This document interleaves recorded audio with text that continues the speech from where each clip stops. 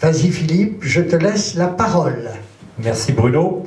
Donc effectivement, alors merci, je tiens aussi à remercier au passage Carole, adjointe aux finances, qui est plus experte que moi en matière de comptabilité publique, mais d'avoir accepté de me laisser présenter effectivement ce sujet dont chacun sait qu'il me tient particulièrement à cœur. Alors effectivement, je vais m'attacher à vous présenter le contexte financier qui s'est imposé durant le mandat qui s'achève et qui va s'imposer pour le mandat à venir, quelle que soit l'équipe élue. Notre volonté est d'éclairer les électeurs avec ces éléments qui sont à mon avis les seuls qui permettent d'apprécier justement aussi bien le travail réalisé que la crédibilité des projets proposés. Aucun jugement dans ma présentation, simplement des chiffres non contestables recueillis aussi bien auprès des sources statistiques officielles, de sites spécialisés comme le Journal du Net, de Carole, du directeur général des services. Merci à Bruno et à toute l'équipe d'avoir fait le choix courageux, dès 2014 et à nouveau en 2020, du langage de la vérité en matière de finances publiques. Alors je vais passer rapidement, puisque le temps m'est compté, sur effectivement une première diapo, je dirais, qui vous situe un petit peu la situation de la France en général en termes de dépenses publiques. Vous voyez qu'effectivement, donc la France, c'est 56,5% du produit intérieur brut contre 43,9% en Allemagne. Donc vous imaginez ce que ça engendre en termes de compétitivité des entreprises. Voilà, donc simplement une préoccupation générale qui est effectivement la diminution de la dette publique pour deux raisons majeures. La première, c'est d'équilibrer ses finances et d'arrêter de surendetter nos enfants et nos petits-enfants. Et la seconde, c'est justement de diminuer la pression fiscale sur nos entreprises qui sont en concurrence frontale au sein de la zone euro, puisqu'effectivement, on ne peut plus recourir à la solution de facilité qui était la dévaluation avant la création de l'euro. Voilà, maintenant revenons à Malet 3, et tout d'abord à la situation, à la prise du mandat. Donc le constat qui s'est imposé, effectivement, c'est que Malet 3 est lourdement endetté. Alors entendons-nous bien, l'objet de mon propos est simplement de faire des constats. Il ne s'agit pas de remettre en cause le travail des équipes précédentes, dont nous savons tous qu'elles ont voulu bien faire, mais peut-être ont-elles trop fait, sans avoir évalué correctement les conséquences des choix financiers qui ont été opérés. Et de fait, si on regarde les emplois d'investissement par habitant de Malet 3 depuis 2000, comme vous les voyez à l'écran, il me semble raisonnable de penser que la commune a sous-investi jusqu'en 2006, qu'elle a ensuite surinvesti, hypothéquant ainsi sa capacité à poursuivre les investissements. Voilà, ces courbes vous donnent un petit peu les éléments. Ce qui est important maintenant, c'est de poser les chiffres en toute objectivité pour préciser le cadre financier qui nous contraint tous aujourd'hui et nous contraindra tous demain, quelle que soit l'équipe aux commandes. Donc la dette donc, de Malet 3, l'endettement, alors à la fois à travers effectivement cette courbe sur laquelle vous voyez effectivement le point bas à 1 11 054 € en 2004 et le point haut à 4 421 000 en 2013. Alors, si on regarde l'endettement un petit peu plus en détail, avec le montant du capital restant dû au 31 décembre de chaque année pour le seul budget principal, donc vous voyez que les chiffres sont sans appel, puisque la commune a pratiquement quadruplé son endettement entre 2007 et 2013, de 1 161 454 à 4 410 875. Alors cette situation a conduit l'équipe actuelle à ne souscrire aucun nouvel emprunt durant son mandat, ce qui a permis de diminuer le montant des capitaux restants dus de plus de 800 000 €, même si le montant restant dû reste encore à fin 2019 à 3 601 233 €. Si on regarde cet endettement sous le prisme de la dette par habitant, je dirais effectivement on retrouve forcément un petit peu la même illustration, avec donc un point bas en 2004 à 395 € pour Malet 3, alors que la moyenne de la strate, c'est-à-dire des communes de 2000 à 3500 habitants, était de 686 €, donc on était bien en dessous, et 826 € en moyenne nationale, pour 2004.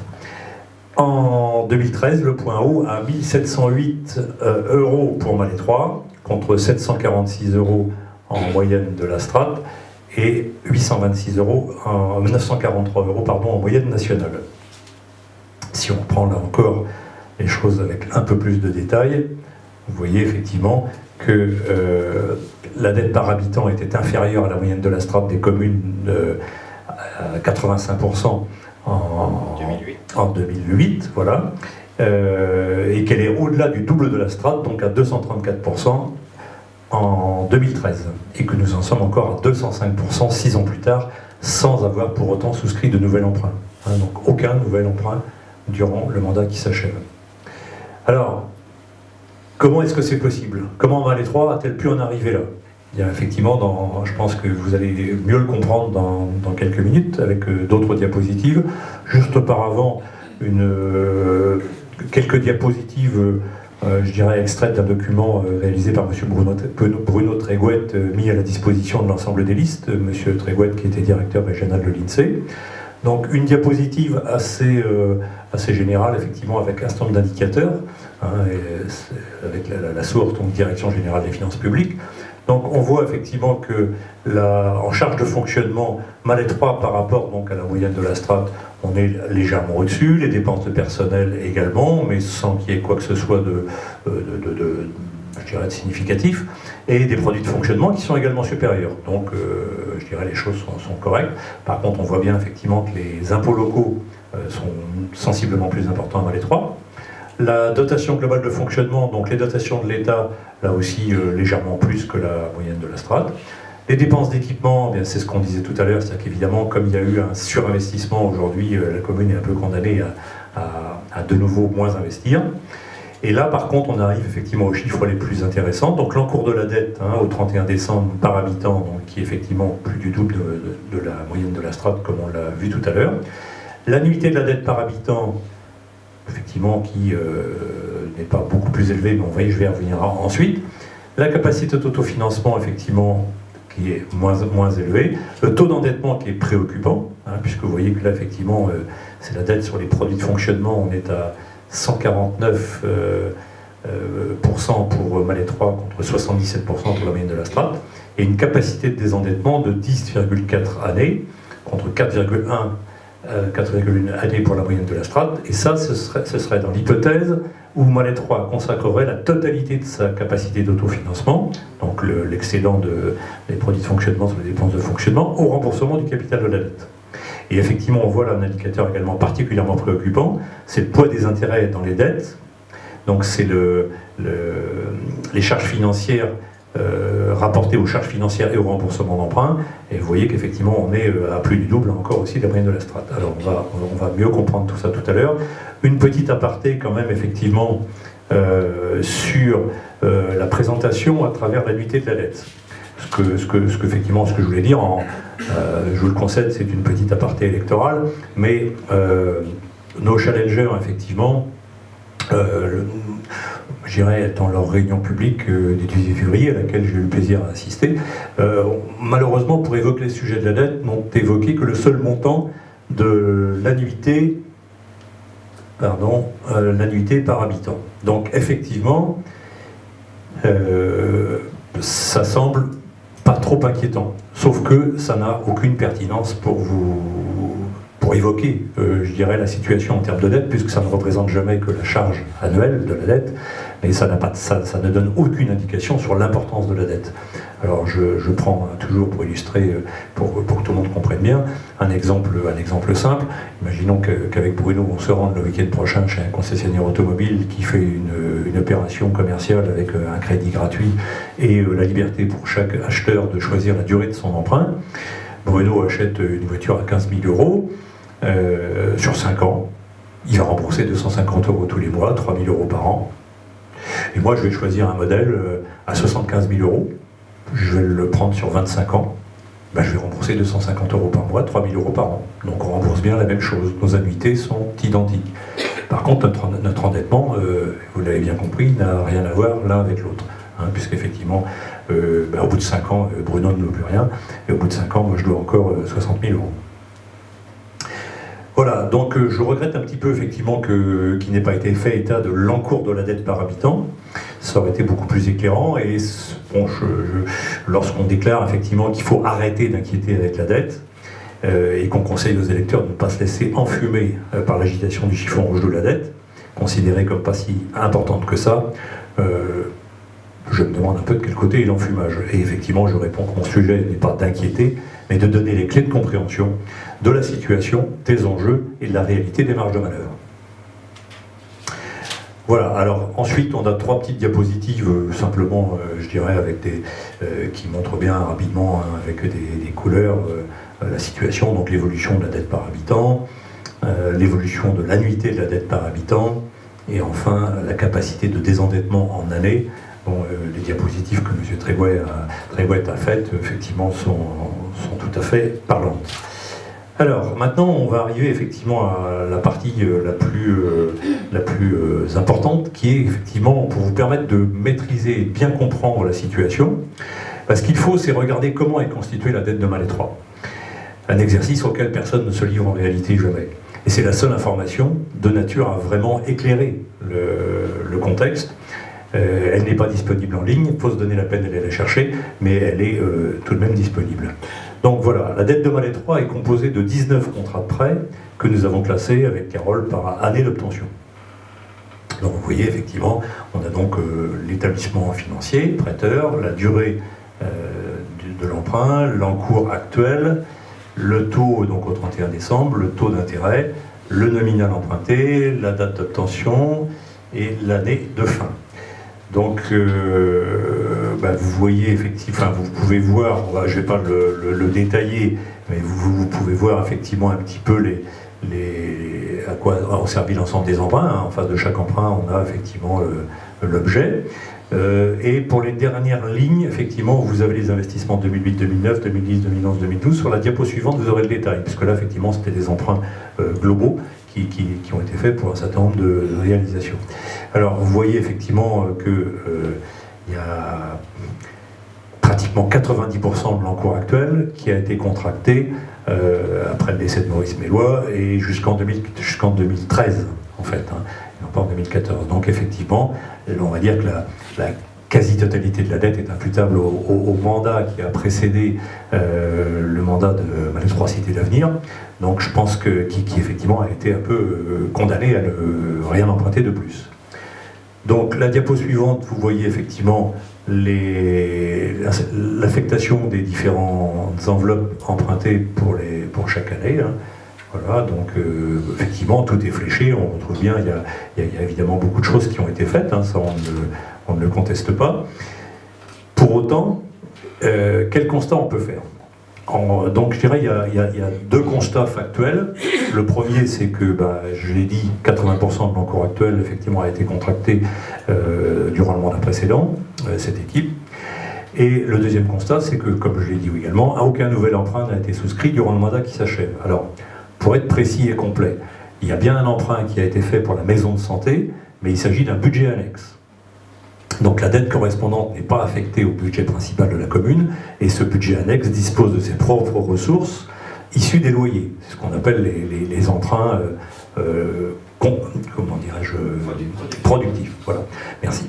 Donc il s'agit d'un emprunt de 600 000 € qui a été souscrit auprès du Crédit Agricole en octobre 2015, décaissé en mars 2016, avec un taux de 2,53% et une durée de 24 ans. Alors, au-delà de ça, il y a 2 constats majeurs et essentiels. Enfin, ensuite, effectivement, pour bien comprendre la situation. Le premier constat, c'est la durée des prêts. Hein, effectivement, donc c'est cette colonne-là, où vous voyez qu'effectivement, la durée était de 20 ans jusqu'en 2005, jusqu'à la fin 2005, et elle est passée depuis 2006 à 30 ans, voire même une durée de plus de 40 ans pour un emprunt de 2007. Alors, cette durée très longue, l'évolution de la durée, effectivement, c'est une conséquence particulièrement lourde, et encore plus actuellement en l'absence pratiquement en l'absence d'inflation, c'est que la part des intérêts dans les remboursements est très élevée durant de nombreuses années, puisqu'on rembourse, vous le savez bien, peu de capital les premières années, mais principalement des intérêts. Ce qui explique en partie pourquoi le désendettement est si long et va encore durer longtemps. Deuxième constat majeur également, ce sont les taux. Les taux, donc vous voyez effectivement, c'est cette colonne-là, et vous constatez qu'ils sont élevés, et même plutôt plus élevés depuis 2008, malgré le contexte de baisse continue des taux durant la période, voire très élevé avec un taux de 5,17%, hein, ici, pour un emprunt de 500 000 euros. 5,17% pour un emprunt donc, à fin 2011, alors que le taux des obligations du Trésor à l'époque était de 2%. Alors, comment expliquer ces taux?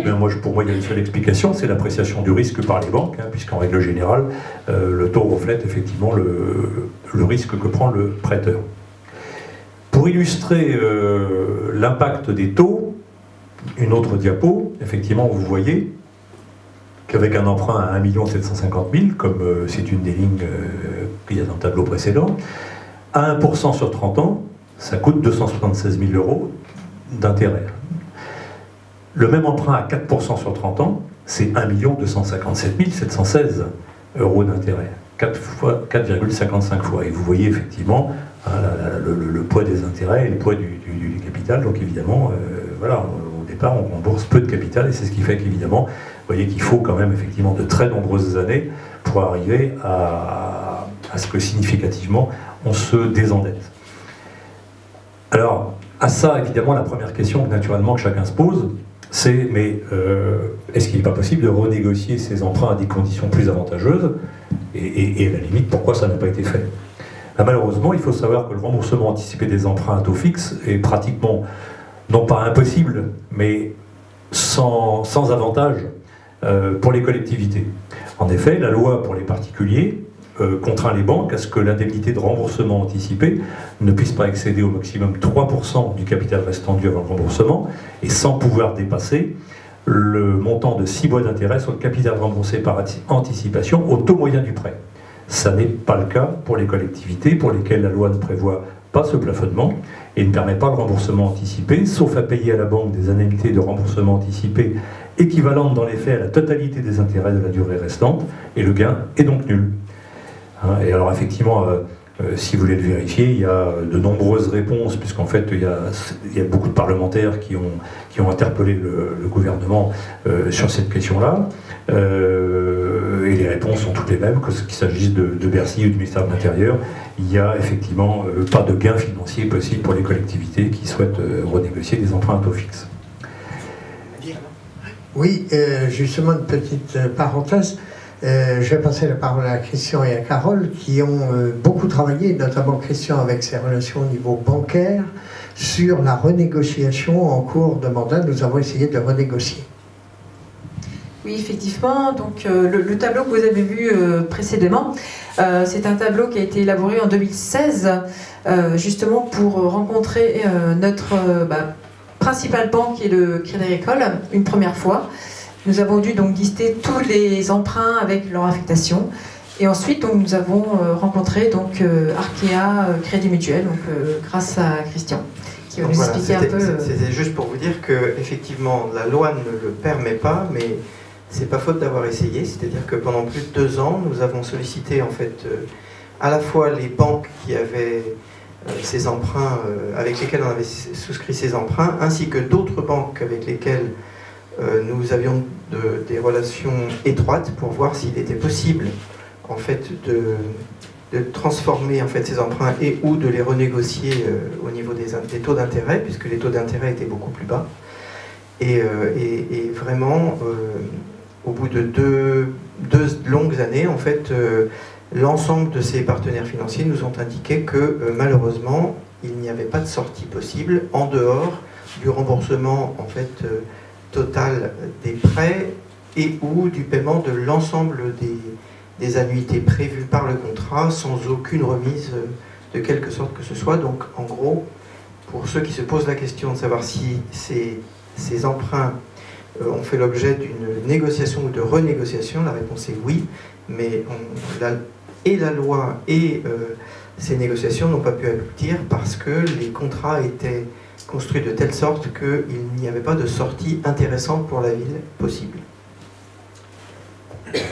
Merci Christian, merci Carole. Philippe. Merci. Oui, effectivement, j'ajouterais quand même qu'on peut simplement regretter que l'État, qui est quand même interpellé régulièrement, ne fasse pas pression sur les banques pour faciliter ces renégociations, alors qu'il a quand même montré qu'il était capable de primer la mauvaise gestion, puisqu'il a abondé un fonds de soutien aux collectivités qui ont souscrit des emprunts toxiques. Voilà. Donc il y a quand même eu quelques milliards d'euros qui ont été engloutis dans cette affaire-là. Je trouve dommage qu'on n'aide pas les communes qui ont géré correctement. Alors, effectivement, bon, ben, qu'est-ce qu'on peut dire? Que si on fait abstraction de ces deux éléments clés, que sont la durée et le taux, comme c'est souvent le cas, ben, effectivement, on pourrait relativiser la situation de Malétroit et considérer que les choses ne sont pas si graves.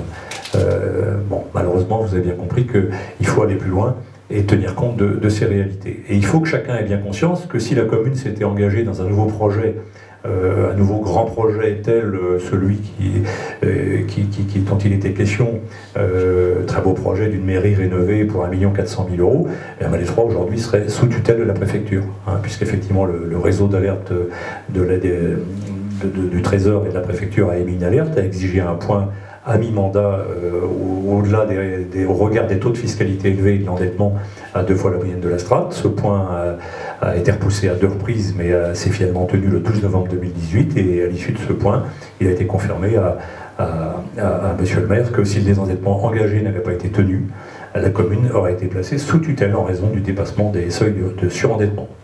Voilà, il est donc essentiel de comprendre qu'il n'y avait pas d'autre choix raisonnable que de faire avec les moyens disponibles, et ce sera encore le cas pour de nombreuses années. Si nos challengers indiquent que Malétroit retrouvera des capacités financières en 2026, pour autant, le capital restendu des emprunts qui seront terminés en 2026 ne représentera que 11,43% de l'encours de fin 2019. La réalité est donc plutôt encore moins souriante. Alors c'est difficile de regarder la réalité en face, mais c'est le prix à payer pour solder le passé et laisser des finances saines aux équipes suivantes qui auront effectivement la satisfaction de pouvoir réaliser à nouveau de grands et beaux projets pour Malétroit. Mais pour le direct dans le mandat qui vient, il sera quand même possible de commencer à y travailler, à les esquisser, ce qui sera déjà une bonne chose. Voilà, donc c'est un petit peu long, mais je pense qu'on a posé un petit peu les éléments de compréhension de la dette. Donc maintenant, effectivement, on peut regarder un petit peu l'autre côté, l'autre face de la médaille, qui est effectivement les ressources de la commune. Donc effectivement, c'est d'abord, naturellement, les recettes fiscales. Donc si on regarde cet enjeu fiscal, effectivement, là, j'ai simplement repris mes avis d'imposition depuis 1990, et j'ai constaté qu'il y a eu 3 marches de hausse. Hein, il y a eu une légère baisse en 91, et ensuite, effectivement, il y a eu 3 marches de hausse. Une en 1996, avec une hausse de 26,15% de l'ensemble des taux d'imposition, qui ont été portés donc à 11,24 pour la taxe d'habitation, 18,54 pour le foncier bâti.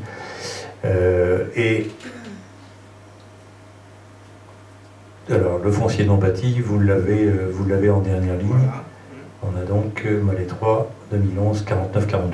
Voilà, donc une deuxième marche en 2002, avec là encore plus 20,01%, hein, donc avec les taux qui évoluent de 20%. Et en 2012, il a encore fallu une nouvelle fois augmenter les impôts de manière significative, avec une marche à 14,97%. Donc, et aujourd'hui, nous sommes à des taux de 15,51 pour la taxe d'habitation, 25,59 pour le foncier bâti. Donc, eh bien, effectivement, à l'issue de la 3e marche, la fiscalité donc, de Malétroit est supérieure à la moyenne de sa strate, hein, donc les communes de 2000 à 3500 habitants, sur les 3 taux, respectivement de 3, 8 et 5 points. Alors, sachant qu'on a donc ajouté à tout ça en 99, il y a donc eu la redevance ordures ménagères, hein, qui aurait pu être également une taxe, hein, c'est la ROM ou la TOM, mais effectivement nous avions opté, j'étais au conseil municipal à l'époque, pour la redevance ordures ménagères. Ça permettait effectivement de ne pas afficher un alourdissement supplémentaire en termes de taxes, puisque c'est pas sur l'avis d'imposition des taxes d'habitation qu'on trouve la redevance. Alors depuis 2011 également, plus récemment, donc la fiscalité intercommunale, hein, qui est donc de 9,05% et sur la taxe d'habitation 0,393 sur le foncier bâti en 2019, et qui d'ailleurs, Bruno, effectivement, je crois que ces taux donc, de fiscalité intercommunale viennent d'être votés en hausse pour l'avenir. Voilà, c'était la semaine dernière, jeudi dernier, au conseil communautaire. Donc les différentes taxes ont été augmentées. Donc Malétroit, les 3 délégués de Malétroit que nous sommes, nous avons voté contre, en expliquant pourquoi. Parce que ça alourdit encore les taxes sur les ménages et les entreprises. Voilà. Tout à fait. Donc effectivement, vous comprenez bien avec ces éléments-là à nouveau qu'un alourdissement de la fiscalité, après une progression de 74% lors des 3 mandats précédents, diminuerait effectivement l'attractivité de la commune et constituerait un prélèvement supplémentaire sur le pouvoir d'achat des ménages. Donc ça n'est raisonnablement pas envisageable. Et donc Malétroit Cité d'Avenir 2020 renouvelle son engagement de ne pas y recourir. Alors la seconde recette significative des communes, ce sont les dotations de l'État. Et donc on va jeter un œil sur leur évolution. Donc effectivement, vous voyez qu'elles ne cessent de diminuer depuis 2014. Donc effectivement, et on a perdu entre 2014, entre 2013 et 2019, les concours de l'État ont diminué de 137 000 euros, soit une diminution de 28%. C'est même encore un peu plus si on partait de 2014, ce serait moins 146 000 euros, puisqu'en fait, il y avait un peu plus de dotations en 2014. Donc, alors là, effectivement, cette baisse des dotations, il y a, je dirais, l'explication. En fait, ça vaut pour toutes les communes. C'est pas propre à Malétroit du tout. Ça reflète la tentation constante de l'État de transférer des compétences et puis ensuite de revenir sur les compensations et les dotations aux collectivités. On peut d'ailleurs s'inquiéter de ce qui adviendra en termes de taxe d'habitation, puisque, effectivement, elle va disparaître et elle va être compensée pendant 2 ans. Ensuite, effectivement, on risque de voir de nouveau, effectivement, cette tentation de rogner un peu sur l'évolution des compensations, et ce sera toujours très tendu pour les collectivités. Voilà, donc le cadre général est posé. Ce qu'il faut maintenant, évidemment, c'est que chacun comprenne bien que c'est dans ce contexte-là qu'a dû s'inscrire la gestion du mandat qui s'achève.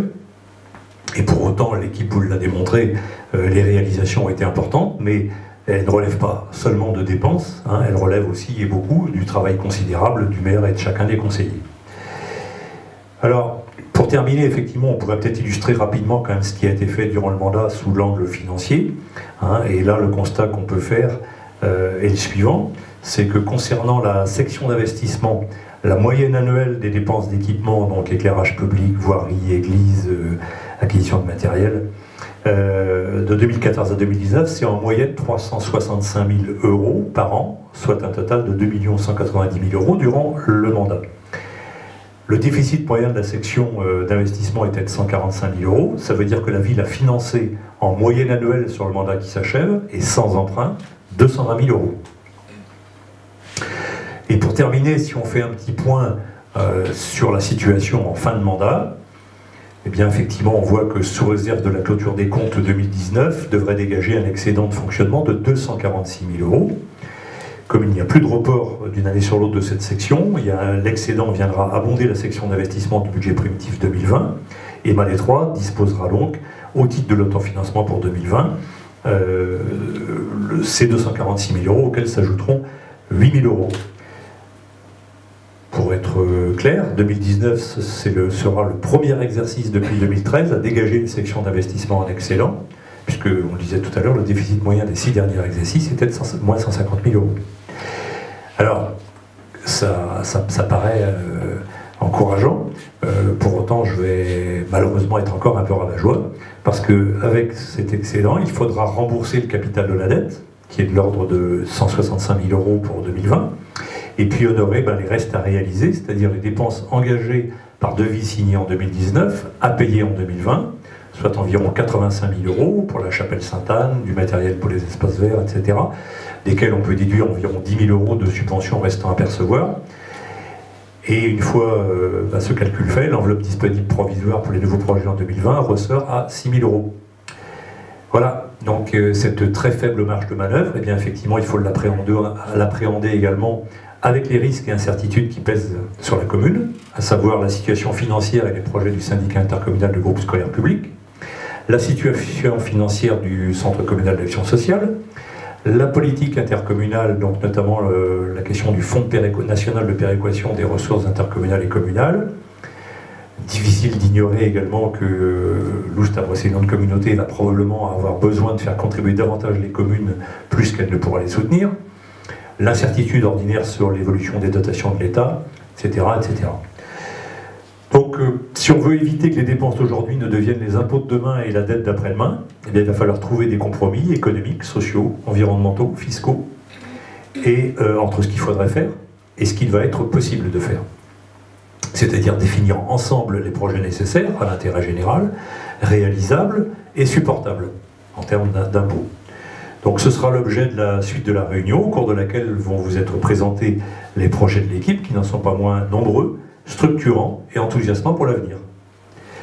Mais en conclusion, je voudrais simplement dire qu'aucune équipe ne changera l'eau en vin et qu'il convient que chacun, en responsabilité, relativise ses projets et ses promesses. Merci de votre attention.